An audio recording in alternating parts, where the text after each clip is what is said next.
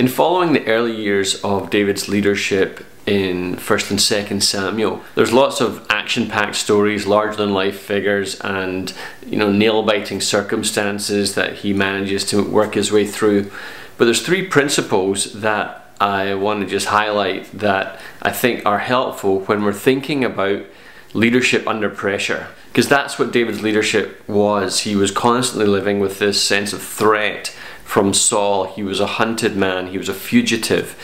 There was really no rest for him in those early years that we read about, when he is constantly on the move and trying to outwit Saul and his search parties, who really had him as a wanted man. So I'm not going to go back on everything I said last week about us imagining that we're David killing Goliath, but rather there are principles from David's leadership that I think can be really helpful when we're trying to understand our own place in the kingdom of God and our own ability to lead or just live under pressure as well. The first thing was commitment. When you watch David, he's a man of absolute commitment. When he resolves to do something, he does it 110%. And it seems that no matter what the task was, he put his whole heart and soul into it.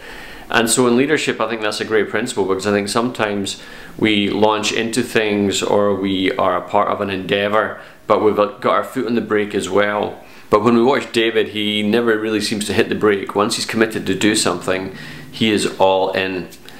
So that's the first principle, is his commitment. When he has a task to do, he makes sure he does it heart and soul. The second principle is restraint, which sounds like a contradiction of commitment if he is holding back in restraint. But his restraint is based upon wisdom. Just because he can do something doesn't mean that he should do something.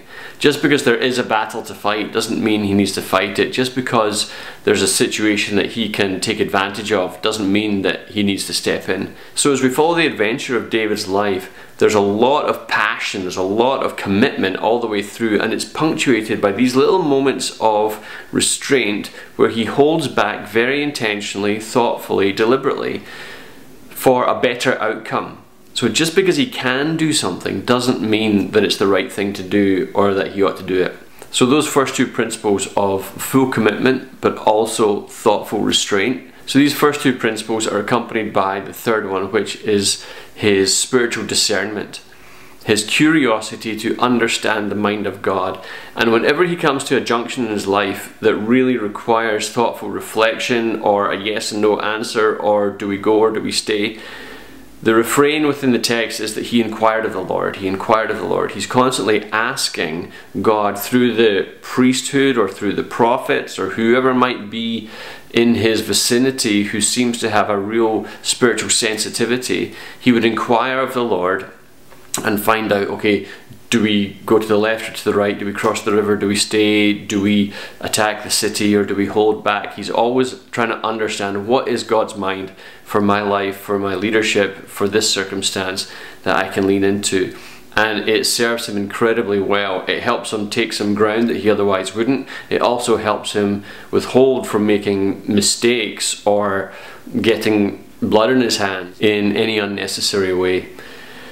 So those three principles, one of commitment, one of restraint, and one of spiritual listening and discernment, are these frequent themes that as we watch David's life, they just keep unfolding. That seems to be the rhythm of his life. That's just the way he does life and leadership.